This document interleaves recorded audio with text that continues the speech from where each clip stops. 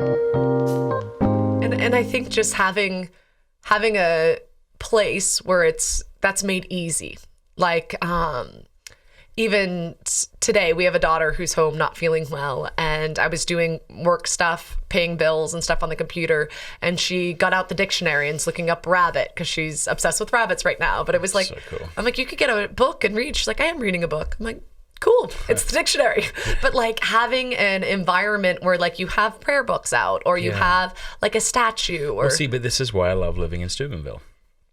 And you're struggling right now with being here, right? No, today's great. The sun's out. Is that really what you think it is? So France was beautiful and sunny. Hard to go from France to Steubenville. And coming back was hard. I was Yeah. struggling with jet lag. And then it was just gray and dark for like a week. When you were sick. And I wasn't feeling good. Yeah, that makes it hard. Someone's All right, calling but you. you go for why you love. Is it? It's Caroline. You want to answer it? No, but I'm just going to see if she texts because it may be something to do with Avila. No. Go ahead. You keep talking. Hey, everybody. I want to tell you about Exodus 90. Exodus 90 is an ascetical program for men that will blow your hair back and rock your socks off. It's 90 days of giving up things you'd rather not give up, like alcohol, snacks between meals, sugary treats and things like that. And it involves taking on things you'd rather not take on, like cold showers and an hour of prayer every day.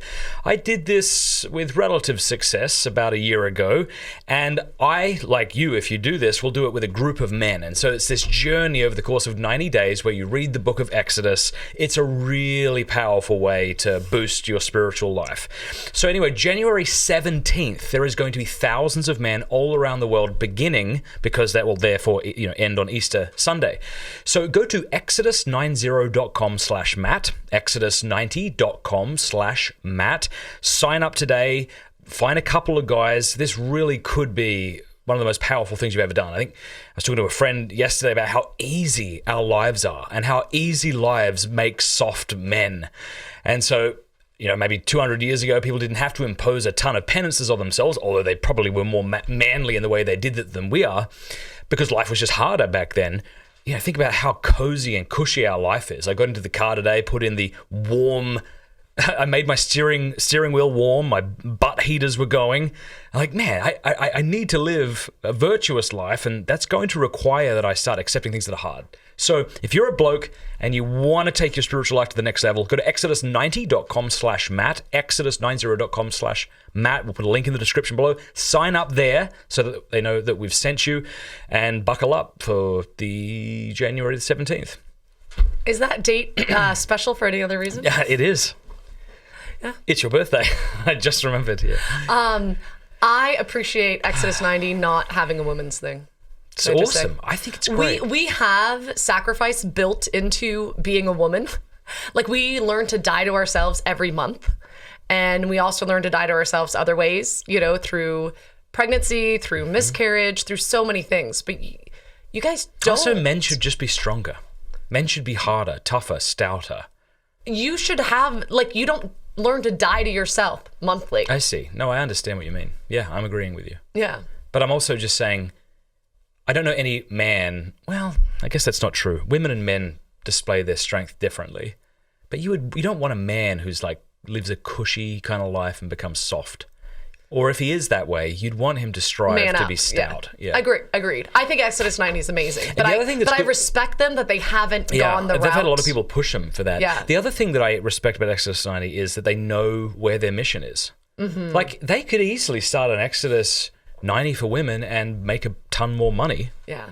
I'm glad they don't. But they're like, no, this is what the Lord's calling Or us invite us into the men's thing, because you would just I want to lose start the a men, Luddite 90. A Luddite 90. What is or that? Amish 90, where you give up cars and phones and you have to drink whiskey on the porch every night. Wow. What if you're an alcoholic? Then you shouldn't do that. Good. Yeah. Good. I'm glad that the whiskey's not a requirement. Not a requirement. Because that wouldn't be cool. No. So here's the thing. All right. Are you going to walk everywhere in the snow and the cold? I would like to say yes. So I've said to my wife, I'd like to get rid of my car. He has said that. But then I take the kids to school in the morning, except for this morning. I took him this morning. So that'd be kind of annoying if I was like, honey, I'd love to take the kids, but I can't drive. Yeah, I just don't think it's practical. I think it's good to not use your car more than you need to. But see, this is the same thing as the phone. Everybody says that, nobody does it. Okay, well, what if you, like, drive to and from work and that's it? I just think it's easier sometimes to go all out than to try to do it. I'm not sure how serious I am about giving up my car, right? So I'm just thinking this stuff through. But I do think, generally speaking, it's easier to go full on, all out on something than to regulate it, you know? So you can walk to church, but a lot of people can't walk to church? No, Sorry. for sure. I'm not telling them to give up their cars. Shall I take your phone? No. Sorry. We have a child at home, so that's why I am looking at my phone and communicating with someone that's with our child. Shall I hold the phone? No. And read the text for you on air? I don't know if it may be appropriate to do that. No, I'm not telling people to give up their cars. I'm saying I might. Okay. Yeah. I support you in that as long as you're willing to drive my car to drive our children to school on mornings that I'm not feeling well. I want to ask Mark Barnes to be on the show. Mark Barnes. Mark Barnes. Totally different people, but Mark, sure. I would never say this to his face, but he is just such a cool guy. And he doesn't have a car. He doesn't believe in cars. I think he has a car in his shed if the kid needs to go to hospital or something. But that's pretty much it. He's got this great article about why Christians shouldn't have smartphones. Why'd I do that? Maybe I'm wrong. Maybe I'm overstating it.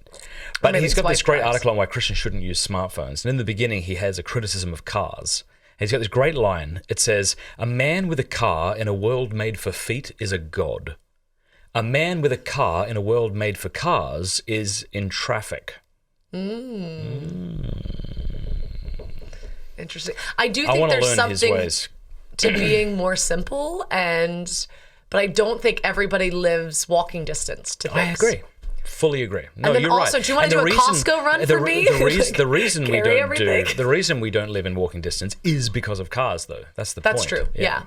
So like Ireland, we could walk. Like we had our car die on us multiple times in Ireland, but we were able to sometimes because we crashed it. Continue. Went off a cliff, whatever, you know.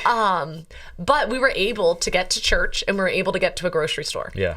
And I remember having a double stroller and just putting all the groceries in it and strapping kids to me to walk from the store. And it was actually really beautiful and simple. Yeah, that'll be my new thing. Rather than giving my phone to someone for the weekend, I'll give my car keys and yours. And they'll be like, sorry. That'll be the day the daughter gets a concussion and we have to go to the hospital. I know. Neighbors, please, can you drive us? Luddite 90. Yeah. If you like that clip, be sure to like and subscribe. Cheers.